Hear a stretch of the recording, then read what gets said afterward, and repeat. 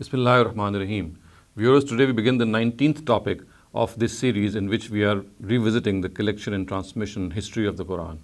Now, the collection of the Quran issue has arisen because, as we all know, that the Quran was not revealed in one go. It was revealed piecemeal in various installments over a period of about 22 years. And later on, it was brought together. And of course, this bringing together, this assembly of the Quran was not in its chronological sequence, but it was brought together into a new sequence. We have seen in the past 18 topics or 17 topics that most of the collection history of the Quran has been derived from narratives and historical sources, and we have seen that almost all of them do not hold ground, and we have critically examined most of these narratives and found that they are lacking in veracity. So in this particular topic, we're going to discuss the collection of the Quran in the light of the Quran itself. The Quran itself is alluded to its collection history. And here I would like to point out the name of Imam Hamid Uddin Farahi, one of the most distinguished scholars of the subcontinent of the recent past. He has actually directed our attention to certain verses of the Quran and has told and has informed us that basically the Quran itself has described its own collection history and has in detail given the scheme and the plan in which it would be collected. So I would like to read out some verses from the Quran which Imam Hamid Uddin Farahi has actually alluded to in his tafsir of Surah Qiyamah. His tafsir is called the Tafsir al-Nizam al-Quran. It's not a complete tafsir. It's a tafsir of a couple of about 15 or 20 surahs of the Quran. And in the tafsir of Surah Al-Qiyamah, he has actually presented his thesis in this regard. So the verses of the Quran, according to him, which tell us that the Quranic history of the collection of the Quran has been described by the Quran itself. I am now going to read out those verses. So these are verses 16 to 19 of Surah Qiyamah, the 75th surah of the Quran. And the words are, لا تحرك به لسانك لتعجل به إن علينا جمعه وقرآنه فإذا قرأناه فاتبع قرآنه ثم إن علينا بيانه. So the translation is, O Prophet, do not move your tongue to hastily acquire this Quran. Indeed, upon us is its collection and recital. So when we have recited it, follow this recital. Then upon us is to explain it. So Imam Hamid Uddin Farahi actually posits the fact that these verses of the Quran tell us in advance, because these are of course revealed in the Meccan period and when the Quran was being revealed. So the total scheme of the collection of the Quran has been spelled out in these verses. The Almighty says that He shall reveal the Quran in these installments and in piecemeal, and later on the collected these installments shall be collected and assembled into a unified whole. And then the Prophet would be required to read that new sequence in which that Quran would be assembled, and this new sequence will of course have a new recital, and he would be required to abandon the previous sequence and the previous recital and follow this new sequence in its recital. And during this period in which the Quran is being assembled and brought together finally, if anything further requires any explanation, it will be furnished. So this is in a nutshell is how Hamid Uddin Farahi has described how the Quran shall be collected and assembled finally the way these verses describe. Now, first of all, I would like to present some more details in this regard, which Farahi has presented in his exegesis. He says that this piecemeal revelation of the Quran was something which actually made the Prophet very anxious, and contrary to the view of most exegetes of the Quran, who think that the hastiness and the impatience shown at this juncture in these particular verses is because the Prophet would think that he might forget the Quran.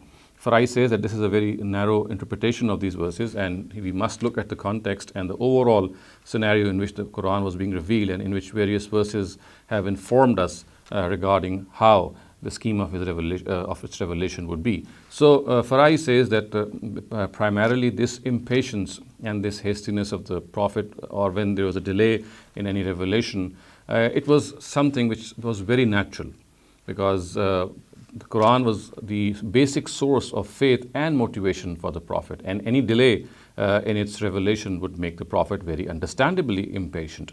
Similarly, he was assigned the task of communicating the truth to his nation, and he wanted to be relieved of this responsibility as soon as possible. So these are very natural and understandable reasons which made the Prophet impatient.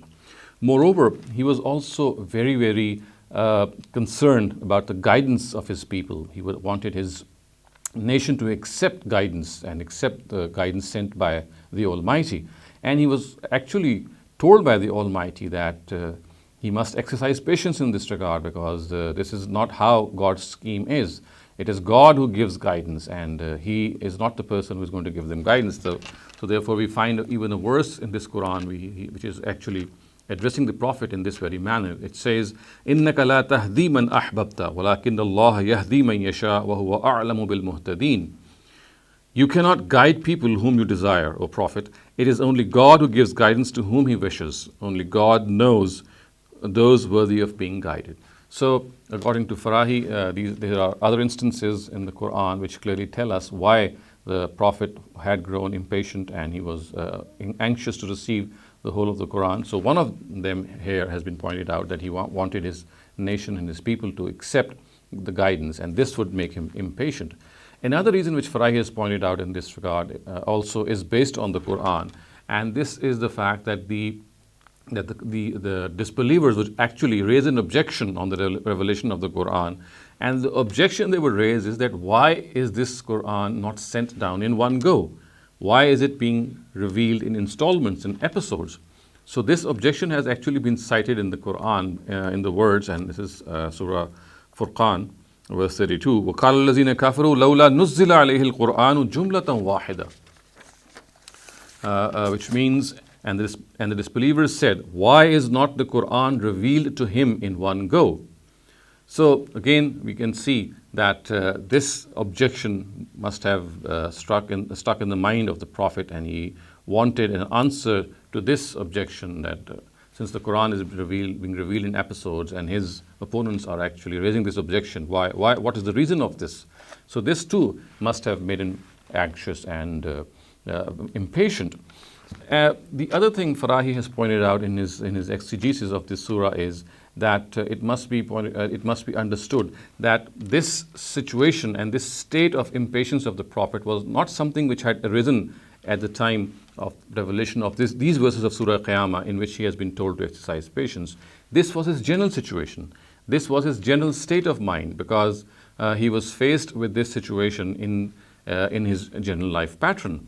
And he has actually been told by the Almighty in various instances, in various verses of the Quran, that he must exercise patience and wait for the scheme of the Almighty to materialize, and wait for the whole of the Quran to be revealed. Thus, for example, in Surah Dahr, he has been told to exercise patience, and he has been told to actually seek the Almighty in this regard. And the words used in this at this place in Surah Dahr is to be exactly, if I point out, are Inna nahnu nazzalna alayka al-Qur'ana tanzila fasbir li hukmi rabbika wa la tuti' minhum asiman aw kafura wazkur isma rabbika bukratan wa asila wa min al-layli fasjud lahu wa sabbihu laylan tawila. We alone have revealed this Quran to you in an elaborate manner. So with perseverance, wait for the judgment of your Lord, and pay no heed to any sinner or ingrate among them.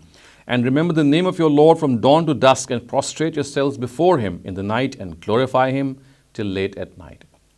Similarly, Farahi says that at another place in the Quran, in Surah Taha, it has been pointed out that mankind is someone, human beings are such, they are weak in their resolves and in their pledges.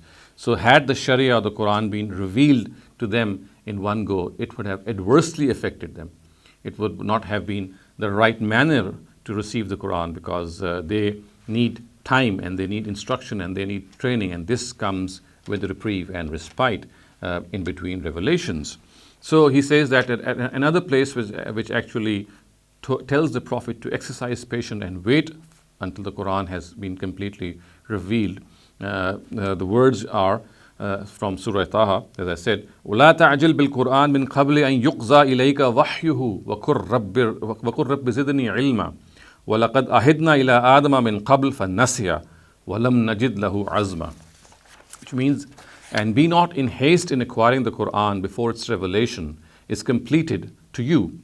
So these are very, very clear words that until the whole of the revelation is completed, he should not show haste, and instead, and pray, O Lord, advance me in knowledge. And before this, we took a pledge from Adam, but he forgot, and we did not find determination in him. So again, this is something which is evident from the overall situation in which the Prophet found himself in. And as we just discussed earlier on, that one of the objections which the disbelievers would raise again regarding the revelation of the Quran would be, why is it not revealed in one installment?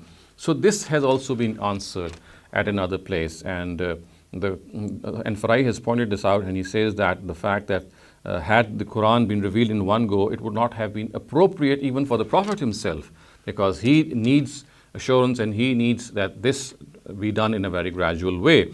And the words that actually answer this objection are also found in Surah Furqan in the words in verse 32. So the words are وَقَالَ الَّذِينَ كَفَرُوا لَوْلَا نُزِّلَ عَلَيْهِ الْقُرْآنُ جُمْلَةً وَاحِدَةً. This is the same verse which we had just discussed. But the next part is كَذَلِكَ لِنُثَبِّتَ بِهِ فُؤَادَكَ وَرَتَّلْنَاهُ تَرْتِيلًا. And the disbelievers said, why is not the Quran revealed to him in one go? The answer given by the Almighty is, thus shall we reveal it piecemeal to strengthen your heart, and we have revealed it painstakingly. So according to Farahi, this verse is an ample testimony to the fact that the reason why the Quran is being revealed in installments to the Prophet was that it needed strength, and the Prophet could acquire this strength of heart only gradually, and had it been revealed in one go, he would not have been able to bear the brunt of it. Similarly, at another place, the Quran, according to Farahi, is pointed out and assured the Prophet that he should be patient and wait until the revelation of the Quran is complete, and he should not worry about whether it's going to get preserved or not, because it's the responsibility of the Almighty. And the words cited by Farahi vis-a-vis from the Quran are سَنُقْرِئُكَ فَلَا تَنْسَى إِلَّا مَا شَاءَ اللَّهُ. Soon we shall recite it to you, then you will not forget except what God pleases. So these are the verse. This is verse 8 of Surah Ala.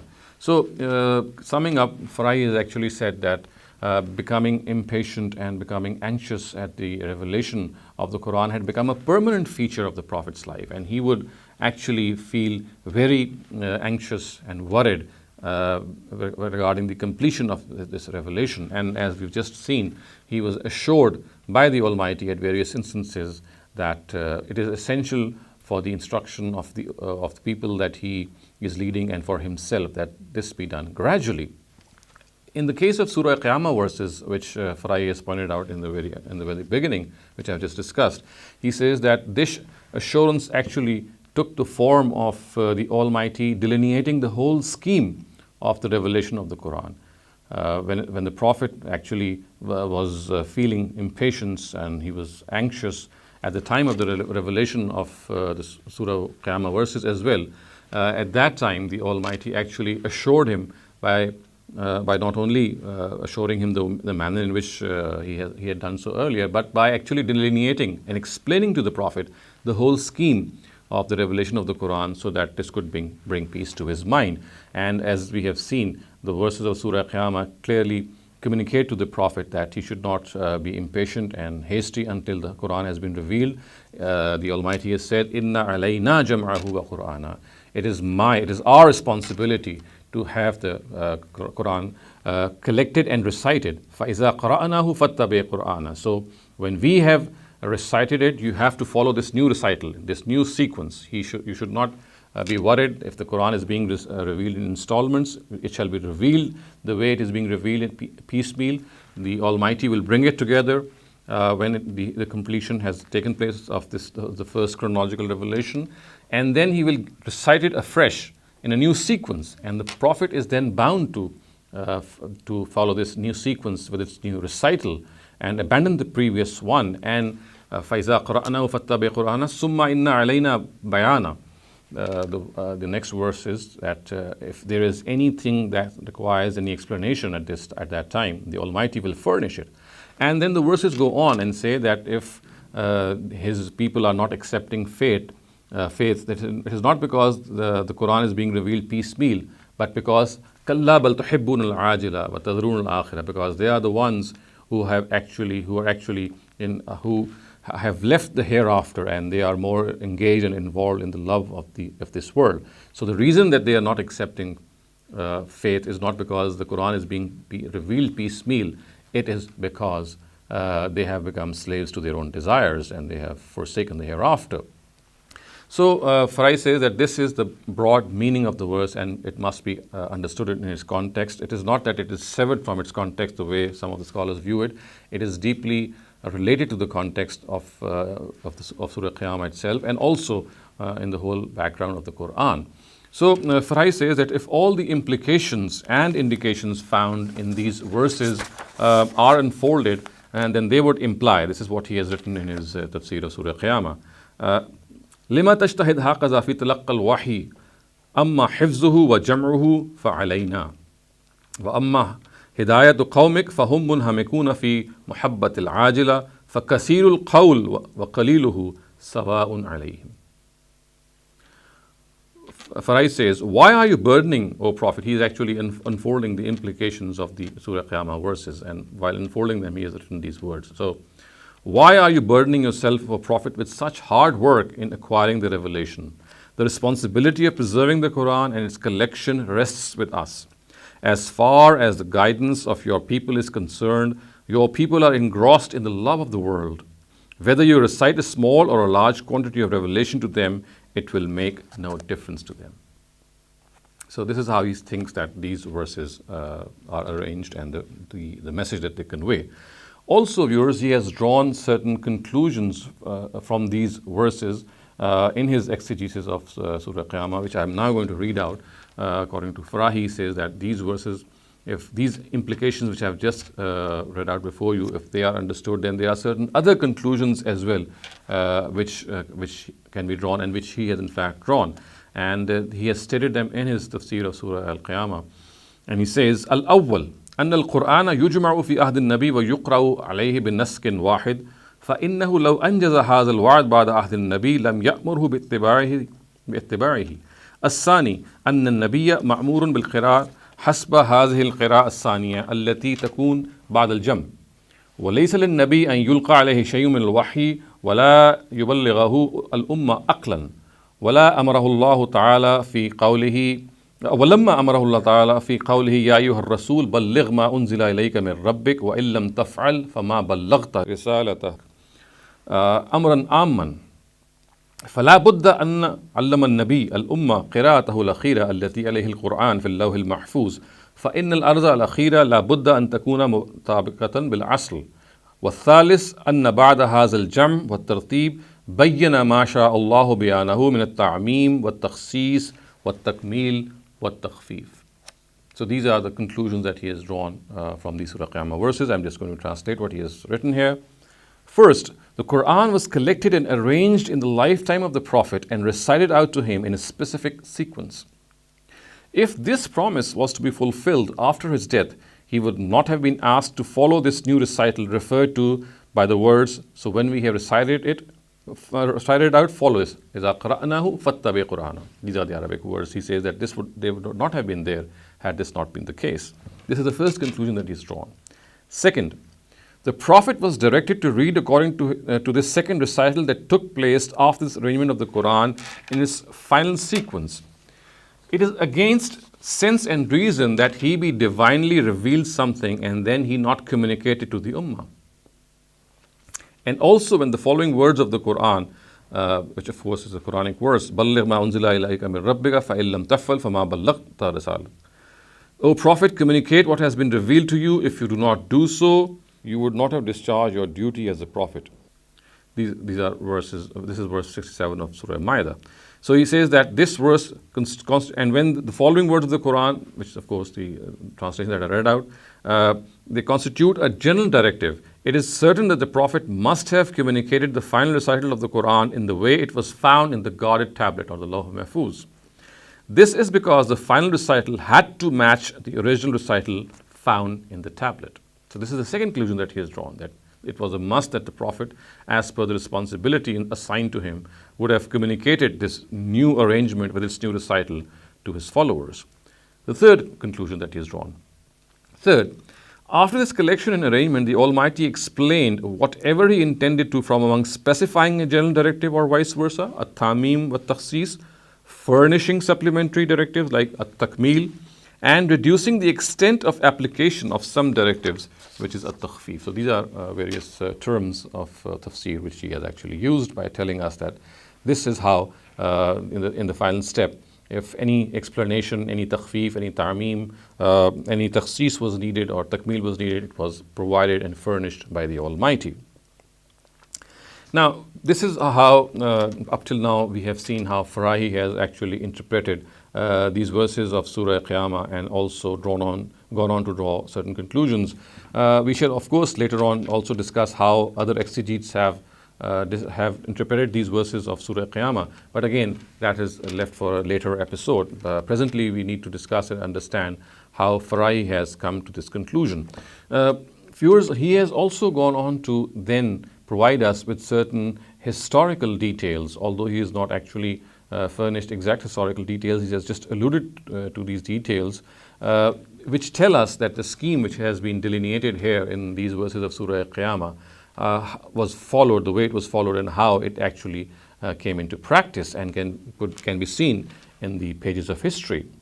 So he says that this whole scheme of Quranic collection and arrangement is also very evident from various narratives. This scheme which has been explained by the Quran is also evident from various narratives, and he is now citing some examples. I am now going to present those points, institutes which Farahi has presented in corroboration from historical material which corroborates or substantiates this scheme presented by the Quran itself in Surah Qiyamah. So this is what he says. This is what Farahi says. Number one, the Prophet would read out whole surahs of the Quran to people, and this could not have been possible unless they had been read out to him in their specific sequences. The companions would listen to and preserve the Quran in accordance with this arrangement. This is the first point that he has made from historical sources. And let me also point out that although he has not given reference to these historical sources, presently, right after these points that I am going to present before you from Farahi's exegesis, I will try to present before you more historical details which actually substantiate these points which Farahi has drawn from history, but not actually cited history itself. He has just made some principal statements. So the first principal statement he has made is that the Prophet would read out whole surahs of the Quran, which is evident from historical narratives, which I shall presently refer to. And this would have only been possible, according to Farahi, had these surahs been read out in their specific sequences, and the companions would listen to them and then preserve them in their memories and also write them down. The second point that he has made is the Prophet would direct the companions to place the revealed verses of the Quran at specific places of specific surahs, and the companions would obey this directive. So the second thing he said is that there are historical narratives which tell us that the Prophet would direct his companions to place such and such a verse in such and such a surah at such and such an instance. The third point which he has made vis-a-vis referring to historical data in this regard, and he says that when some explanatory verse would be revealed, the Prophet would have it written at either the place immediately following the verses which needed this explanation, or at the end of the surah, in case these verses related to the whole theme of the surah. So deliberation reveals another distinct feature of these explanatory verses. They themselves contain words which would show that these verses have in fact been revealed as an explanation. For example, in Surah Baqarah, the words are, كَذَلِكَ يُبَيِّنُ اللَّهُ آيَاتِهِ لِلنَّاسِ. Thus does the Almighty explain His verses for people. So this is the third point which Farahi has made. He says that the Surah Qiyamah verses had promised that whenever any explanation is needed of a directive or any question is asked and it is answered, that shall be furnished, and that explanation would either be placed at the end of the surah if needed, if it's related to the theme of the whole surah, or right after the place where the issue had occurred. And whenever this would happen in the Quran, it would be followed by the words كَذَلِكَ يُبَيِّنُ اللَّهُ, which means that this is how the Almighty explains His directives in accordance with the promise He has made in Surah Qiyamah that He would explain whenever any clarification is needed. This is the third point, and this, of course, is something which he has alluded to directly from the Qur'an, the tabyin verses of the Qur'an, according to Farahi. And the fourth point in this regard, which Farahi has made while referring to historical data, is that it is known from authentic and agreed upon narratives that once the Qur'an had been revealed, Gabriel recited out the complete Qur'an to the Prophet in its real sequence, and the Prophet taught it to the Ummah the way he received it from Gabriel. So we know that this is something which happened in history, and as I said, that these are the points which Farahi has actually just alluded to, and it's actually is some historical corroboration of the way these Surah Qiyamah verses have been interpreted by him and explained by him. But as I said earlier on, that we still need to find this historical data which Farahi has just referred to by just taking certain instances of this data, but he has not actually cited it.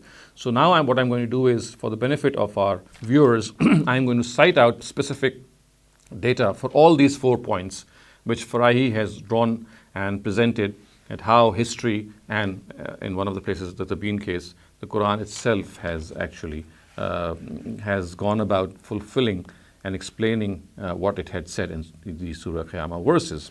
So the first of them, remember the first point which Farahi had said was that the Prophet would read out complete surahs of the Quran to his companions. This he would do so generally in the prayer also, in which the surahs were recited, and of course at other instances also we know when he would recite the Quran in the Baytullah and at other instances as well.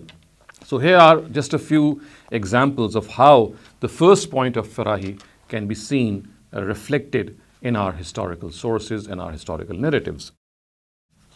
So we have a narrative in the Jami Sahih of Imam Muslim, which says that Abu Barza al-Aslami says that the Prophet would read out from 60 to 100 verses in the Fajr prayer.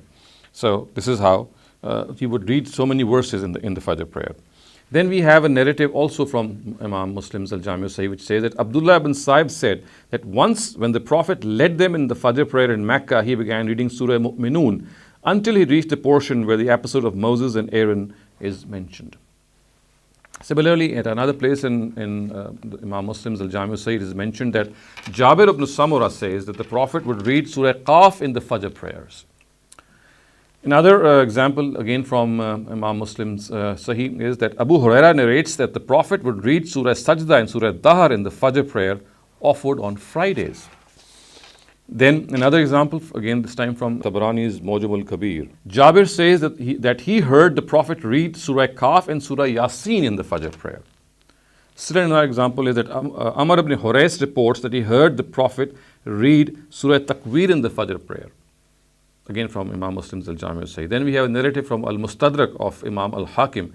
It says, Jabir ibn Samura says that the Prophet would read surahs like Surah Waqia in the Fajr prayer. Uqba ibn Amir reports that the Prophet read Surah Hamim as-Sajda in the morning prayer, as cited by Imam Nasai in his As-Sunan al-Kubra. Aisha reports that the Prophet read Surah Araf in the Maghrib prayer, again cited by Imam Nasai in his As-Sunan al-Kubra. Utbah ibn Masud reports that the Prophet read Surah Dukhan in the Maghrib prayer, as cited by Imam Nasai in his As-Sunan al-Kubra. And then we have Muhammad ibn Jubair ibn Mut'im reporting from his father, who heard the Prophet recite Surah Tur in the Maghrib prayer. This is from Al-Jami Sahih of Imam Bukhari. Another narrative from Imam Bukhari says, Fadl bint Haris anha heard the Prophet recite Surah Mursalat in the Maghrib prayer. Another narrative is that Ibn Umar anhu reports that the Prophet once read Surah Muhammad in the Maghrib prayer. This is cited by Al-Haythami in his Mawarid al-Zam'an. And then again we have Bukhari citing Bara reports that he heard the Prophet read Surah Teen in the Isha prayer. Abu Hurairah reports that the Prophet would read Surah Buruj and Surah Tariq in the Isha prayer, and this has been cited by Imam Ahmed ibn Hanbal in his Musnad. And then we have Nu'man ibn Bashir. He says that the Prophet would read Surah A'la and Surah Ghashiyah in the Eid and the Friday prayers. This has been cited by Imam Muslim in his Jami al-Sahih. And then we have Hisham bint al-Harisa. She said that she learned Surah Qaf from the Prophet as he used to recite it in the Friday sermon. This has been cited by Abu Nu'aym in his Al-Musnad Al-Mustakhraj. Uqba ibn Amir al-Juhani once asked the Prophet to read out to him Surah Hud or Surah Yusuf. The Prophet replied that Uqba will never read something more eloquent more eloquent to God than Surah Falaq. And this has been cited by Imam Ahmed ibn Hanbal in his Musnad. And then we have another narrative from the Musnad of Imam Hamid Uddin Hanbal, and it says, Usman ibn Abi al-As said that the Prophet asked him to read shorter surahs of the Qur'an in the prayer for the convenience of people, and even prescribed Surah Iqra for this purpose. Then we have Amr ibn Abd Qais. When Amr ibn Abd Qais accepted Islam at the hands of the Prophet, he was taught Surah Fatiha and Surah Iqra by him, by the Prophet himself. This has been cited by Ibn Sa'd in his At-Tabaqat al-Kubra. And then another narrative from Tabaqat of Ibn Sa'd says, Buraidah ibn Husayn ibn Abdullah was taught the initial verses of Surah Maryam by the Prophet. So the list goes on. I'm going to content myself to the data I have just presented. Basically, it tells us what Farahi had initially pointed out, that the Prophet would read out whole surahs of the Quran, not only in the prayer but at other instances as well, as you have seen. There are a number of other historical narratives as well, but I will just content myself to examples that I have cited just to point to the fact how the data which Farahi had alluded to stands in his favor. The next point, if you recall, Farahi had made was that the Prophet himself would direct his companions to arrange various verses within a surah. So let me present some narratives which Farahi has just alluded to but not actually cited them. I'm going to cite some of these narratives to see and to corroborate how Farahi has actually pointed out this data in the right direction. So this is a narrative from Abdullah ibn Abbas, and it says, Qala Usman, Inna Rasulullah kana iza nazala alayhi shay'un yad'u ba'da man yaktub indahu fayaqul dha'u hazihi fi surah allati yuzkaru fiha kaza wa kaza. This has been narrated this has been recorded by Imam Nasai in his Sunan al-Kubra. It says, Ibn Abbas told us, Usman said, when something would be revealed to the Prophet, he would call to his presence a person who could write and tell him, place these verses in the surah in which is mentioned such and such a thing. So the Prophet can be seen here giving explicit directions in placing certain verses of the Quran at in certain areas, certain instances in the surah. And then we have another narrative. This narrative has been recorded by Imam Ahmed Ibn Hanbal in his Musnad. And it says, it is actually from Usman ibn Abi al-As. It says, An Usman ibn Abi al-As, عن عثمان بن أبي العاص قال كنت عند رسول الله صلى الله عليه وسلم جالسا إذ شخص ببصره ثم صوبه حتى كاد أن يلزقه بالأرض قال ثم شخص ببصره فقال أتاني جبريل عليه السلام فأمرني أن أضع هذه الآية بهذا الموضع من هذه السورة إن الله يأمر بالعدل والإحسان وإيتاء ذي القربى وينهى عن الفحشاء والمنكر والبغي يعظكم لعلكم تذكرون. So Usman ibn Abi al-As said, I was sitting in the company of the Prophet. He raised his gaze and then lowered it until it was as if it was glued to the ground. Then he raised his gaze and said, Gabriel came to me and ordered me that I insert this verse at its place in its surah. And the verse obviously was, إن الله يأمر بالعدل والإحسان وإيتاء ذي القربى وينهى عن الفحشاء والمنكر والبغي يعظكم لعلكم تذكرون, which means God enjoins you to justice, goodness, and spending on the kindred, and forbids lewdness, evil, and arrogance. He admonishes you so that you may take heed. So we can see that the Prophet is again directing one of his companions to place a particular verse at a particular instance in a surah. And then, viewers, we have another instance in this regard, and this is from Imam Muslim's Al-Jami al-Sahih. And it says that it has been actually reported that from Madan ibn Talha, and the words are An Madan ibn Abi Talha, Anna Umar ibn al-Khattab khataba yawm al-Jum'ah. Then there is some other details which I'm just skipping. I'm just taking you to the data which actually I want to display before you, and that is Ma raja'tu. This is what Umar ibn al-Khattab is saying. ما راجعت رسول الله صلى الله عليه وسلم في شيء ما راجعته في الكلالة وما أغلظ لي في شيء ما أغلظ لي فيه حتى طعن بإصبعه في صدري فقال يا عمر ألا تكفيك آيات السيف التي في آخر سورة النساء. Madan ibn Abi Talha said that once Umar delivered a Friday sermon, and then while skipping some of the details, I'm just going to translate the part which I read out before you. The thing I asked the Prophet most, this is what Umar is saying, the thing I asked from the Prophet most was the explanation of the word kalala, and nothing was as heavy on me as this until he poked his finger into my chest and said, is not the verse revealed in the summers and placed at the end of Surah Nisa sufficient for you in this regard? So again we see that this is something in which we find that a particular verse being placed at a particular instance in the surah is something which is divinely directed, and the Prophet at the behest of the Almighty is actually referring to it. And we know that in this regard, another instance is that the companions themselves knew full well that since this arrangement was divinely fixed, they could not actually change it in any way. So the companions themselves were they were so well aware of the fact that these verses have been arranged in surahs by the Prophet himself at the behest of the Almighty that they do not have any authority to tamper with them or change their arrangement. A narrative in this regard has been recorded by Imam Bukhari in his Al-Jami' al-Sahih, and that is, it is reported by Ibn Zubair. It says, قال ابن زبير قلت لعثمان بن عفان والذين يتوفون منكم ويذرون أزواجا قال قد نسختها الآية الأخرى فلما تكتبها أو تدعوها قال يا ابن أخي لا أغير شيئا منه من مكانه. So this is a dialogue between Abdullah ibn Zubair and Usman ibn Affan, and see what they are saying. So Ibn Zubair said, I told Usman, the verse وَالَّذِينَ يُتَوَفَّوْنَ مِنْكُمْ وَيَذَرُونَ أَزْوَاجًا, this is a specific verse, and those of you who die and leave behind wives, he says that this has been abrogated by another verse. So why have you still written it or left it in the Qur'an?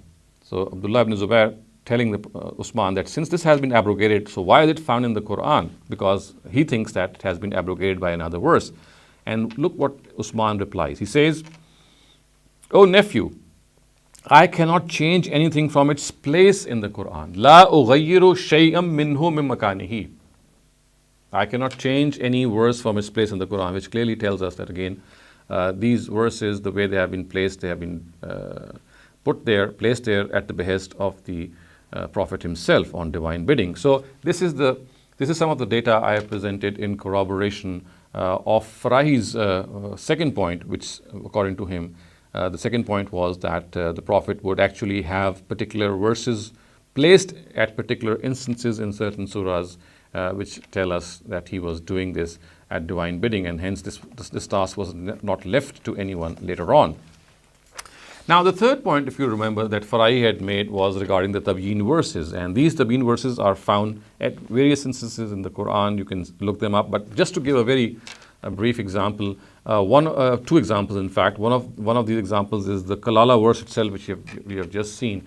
It was placed at the end of Surah Nisa, and once this verse was revealed in response to a question, we find the Tabyin verse actually following it. The end verses on which this Kalala verse ends actually is a Tabyin verse, which tells us that this is how the Almighty has fulfilled his promise of explaining something, the promise that he had made in Surah Qiyamah.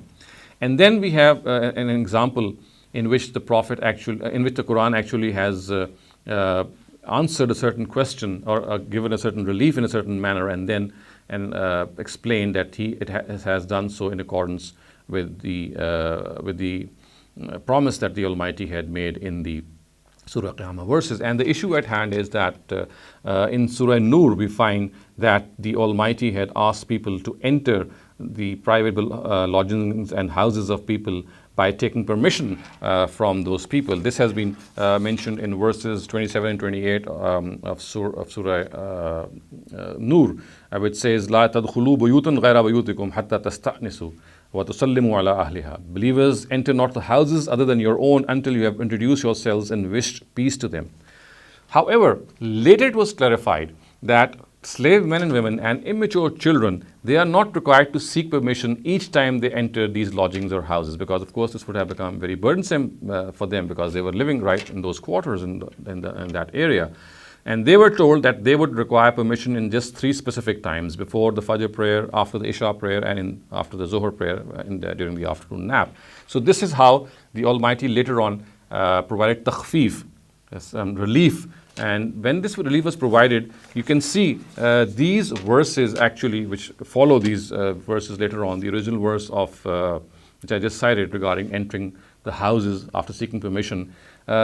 These are verses 27 and 28. But later in verses 58 and 59, it is said that slave men and women and immature children, they are not required to seek permission every time they enter the houses of these people, of their masters or their parents, but only in these three specific times. I'm just going to leave out the actual verses, but just concentrate on the final verse, which says, كَذَلِكَ يُبَيِّنُ اللَّهُ لَكُمْ آيَاتِهِ وَاللَّهُ عَلِيمٌ حَكِيمٌ, which again is a tabyin verse, which says that thus does God explain to you His verses, and God is all knowing and wise. So this is an example of how Farahi has alluded to the fact that there are verses in the Qur'an of ta'meem or takhsis or takhfif, depending upon the nature of the directive, which follow some original directive, and which when placed later on actually tell us that they, in accordance with the Surah Qiyamah verse, in which it was said that whenever any explanation or detail is required regarding some directive, it shall be furnished later on. So this is how the Qur'an has fulfilled its promise. And this is just one instance which I've given before you as an example. Several other instances of these tabyin verses can be looked up in the Qur'an. And finally, viewers, the fourth point which Farahi had made while referring to historical data. This third point, of course, is not historical data per se, it's actually the Qur'an itself. But the fourth point is relates to this historical data, and in which remember he had said that there are historical narratives which tell us that the Qur'an was actually revised at the end between Gabriel and the Prophet himself, and this final review was called Al-Irza Al-Akhira, and this revision actually took place twice, so that everything could be done so in a very firm and a very concerted and established manner, and nothing remains amiss. So this fourth element which Farahi has pointed out, again it has historical corroboration, and just to give you a few narratives in this regard. The first of these narratives has been cited by Imam Bukhari, and it says, "Kana yu'razu ala nabi sallallahu alaihi wasallam al-Qur'an kulla amin marratan, fa'uriza alayhi marratain fil aam allazi qubiza fihi." Abu Hurairah stated, the Qur'an would be presented to the Prophet each year, and the year he died, it was presented to him twice. So it was presented twice to him, so that once the completion of the Qur'an had taken place, everything should be done in a very, very stern and a strict way, so that everything should be there should not be any blemish in this regard, and everything was done in a very precise way. And then we have another narrative also in Imam Bukhari's Al-Jami' al-Sahih. It is the first of these narratives was actually by Abu Hurairah, and this one is by Ibn Abbas. It says that An Ibn Abbas قال كان رسول الله أجود الناس وكان أجود ما يكون في رمضان حين يلقاه جبريل وكان يلقاه في كل ليلة من رمضان فيدارسه القرآن.